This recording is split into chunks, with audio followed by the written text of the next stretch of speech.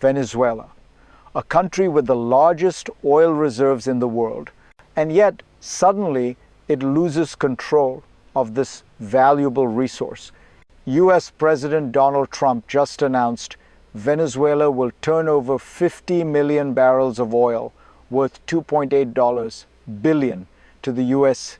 The money will be controlled by Trump, and he says it will be used to benefit the people of Venezuela and the US.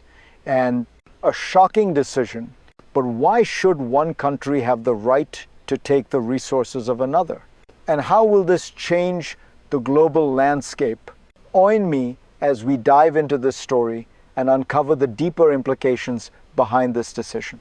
To understand this, we need to look at the background. What led to this moment? To understand the magnitude of this announcement, we need to break it down. The issue is simple yet complex. Oil, Venezuela's oil, and the US desire to control it. For years, Venezuela has struggled with economic instability, much of it rooted in the decline of its oil industry. The country has the largest proven oil reserves in the world, yet its production has plummeted. Now, with the US stepping in, Venezuela is essentially caught between two forces: the international economic crisis at home and the geopolitical pressure from abroad. But there's more to this story. Venezuela isn't just handing over oil. This is a power play, a move that could change the global energy market and maybe even the political landscape of the region. So, what's the cost? And who truly benefits from this oil? Before we dive into the potential consequences, let's look at the historical context. How did we get here? To fully grasp the weight of this situation, we must understand the history behind Venezuela's oil industry. In the early 20th century, Venezuela was a global oil powerhouse. Its oil reserves were a treasure trove that attracted foreign companies, including major US oil giants. For decades, oil powered the country's economy. However, in 1976, Venezuela took a bold step. It nationalized its oil industry, making it entirely state-owned. This move signaled a shift toward greater control of its resources, but also sowed the seeds for future conflict.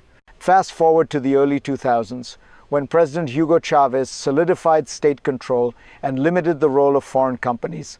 Tensions rose, and US-Venezuelan relations soured. By 2014, Venezuela was facing a severe economic crisis, and oil prices collapsed.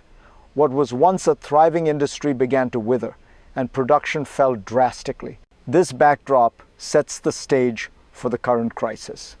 The battle for control over Venezuela's oil is not just about resources, it's about power.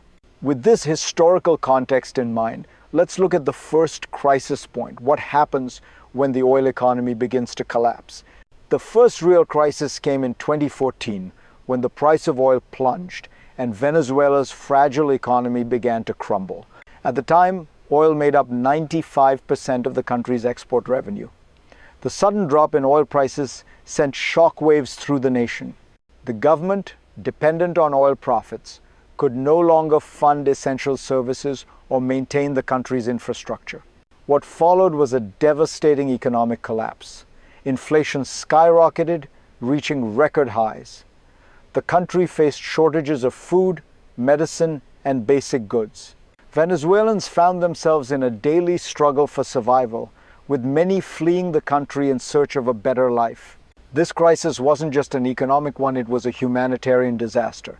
But what does this have to do with the current situation? Everything. The economic collapse gave way to political instability, which set the stage for the power struggle we're witnessing today. As we look at the stakes of this crisis, ask yourself, who stands to gain from this turmoil? Now that we've seen the economic impact, let's dig deeper into the hidden mechanisms behind this system. How does it all work? The economic collapse wasn't a simple result of falling oil prices. It was a product of a deeper, more complex system that had been in place for decades. Venezuela's oil industry is not just an economic pillar, it's a political tool. The state-run company, PDVSA, controls nearly all of the country's oil production and revenue. Over time, corruption and mismanagement have plagued the company, which has led to a gradual decline in production capacity. Moreover, the government's reliance on oil has created a vicious cycle. When oil prices drop, the country's economic collapse becomes more inevitable. But here's the twist. This system is more than just about economics. It's about power. The government uses oil revenues to maintain control over the military, political elites, and key supporters.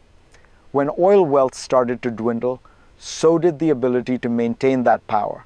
This is why, for Venezuela, oil isn't just a commodity, it's the lifeblood of a regime. And now we're seeing the consequences unfold, not just within Venezuela, but across the globe. With the mechanisms of this system laid bare, let's examine the next crisis point, the second major shockwave in this ongoing saga. As if the internal chaos wasn't enough, Venezuela's oil crisis has now sparked a global backlash. Enter the US government with a bold claim: Venezuela's oil is theirs to control. This move isn't just economic, it's geopolitical. The US has demanded that Venezuela sever ties with key international players like China, Russia, Iran, and Cuba, and instead hand over its oil exclusively to them. China, Venezuela's largest oil customer in recent years, has condemned this decision. Their reaction? Outrage. In their eyes, this is nothing short of an international power grab, a violation of Venezuela's sovereignty, and a flagrant breach of international law. But here's the thing. The US isn't alone in this power struggle. The world's energy markets are watching closely. Major oil companies, including Chevron and ConocoPhillips, have to decide whether they want to invest in a country in the midst of political upheaval. The risks are enormous. This geopolitical clash is intensifying, with Venezuela caught in the middle. The question now is, who will control the country's future?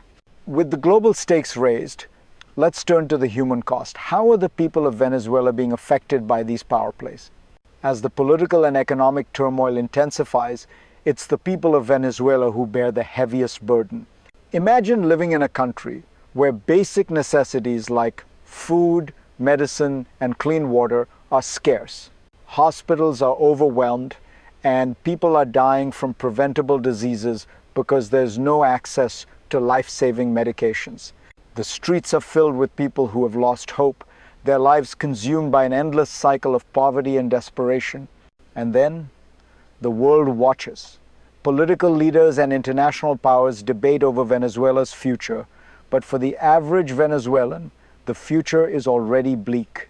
The announcement of Venezuela's oil being handed over to the US may seem like a political victory to some, but to the people, it's just another betrayal. It's another reminder that their suffering is being used as a pawn in a global game of power and control. They're stuck in the middle, victims of a system that has failed them. It's time we look beyond the headlines. What happens to the people of Venezuela in the midst of all this? As we turn to the global impact, let's explore how this move affects not just Venezuela, but the entire world. The ripple effects of this decision are felt far beyond the borders of Venezuela. This is no longer just a national issue, it's a global one. The US has long been a dominant force in global energy markets, but Venezuela's oil reserves represent a new frontier in the ongoing geopolitical struggle. China, Russia, and Iran, all key players in the region, are now forced to reassess their strategies. They've spent years building influence in Venezuela, offering economic and military support in exchange for access to its oil. But with the US seizing control of Venezuela's oil, the balance of power in Latin America could shift dramatically. This move could isolate Venezuela from its longtime allies, forcing it into a precarious position. For global energy markets, the implications are equally significant. The redistribution of Venezuela's oil could disrupt supply chains, alter oil prices, and shift alliances. Oil isn't just a commodity, it's a weapon. And now, it's being wielded in a new geopolitical game. So, what does the future hold? Let's explore 3 potential scenarios for Venezuela's future and the world's. So, where does Venezuela go from here? There are 3 possible futures for the country and for the world. Scenario 1. The optimistic outcome: In the best case scenario, the US investment in Venezuela's oil industry revitalizes the economy. With the right leadership and stable governance, Venezuela's oil production could return to its former glory. This would bring much needed prosperity to the people and help stabilize the region. The US and Venezuela could form a mutually beneficial relationship, bringing both countries closer together. Scenario 2. The middle ground. In a more moderate scenario, Venezuela's oil industry slowly recovers, but political instability persists. The country remains divided, with some factions supporting US involvement while others reject it. Oil production improves, but it isn't enough to fully restore Venezuela's former economic power. The country remains a geopolitical battleground, with competing interests pulling it in different directions. Scenario 3. The worst case scenario. The worst outcome would be continued political and economic collapse. The US control over Venezuela's oil could fuel further unrest, and Venezuela could fall deeper into a crisis. The people would continue to suffer, and global oil markets would be destabilized. The geopolitical rift between the US, China, and other global powers would widen, making the situation even more dangerous. No matter which path Venezuela takes, one thing is certain: the world will be watching closely. Let's wrap this up with some final insights. Venezuela's future hangs in the balance, and the world is watching.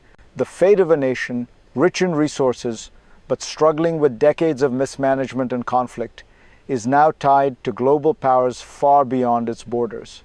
What happens next will shape not only Venezuela's future, but the dynamics of international relations for years to come. Will Venezuela rise from the ashes of its economic collapse, or will it sink deeper into a geopolitical struggle that only exacerbates its suffering? The choices made today will determine whether the people of Venezuela see hope or despair in the coming years. They will decide if the world's largest oil reserves can bring prosperity or division. This is not just about oil, it's about sovereignty, power, and the future of a nation caught between giants. The story of Venezuela is far from over. The world is changing, and we must understand the forces shaping it. Stay informed, stay engaged, and share this story. Because in the world of geopolitics, the stakes couldn't be higher.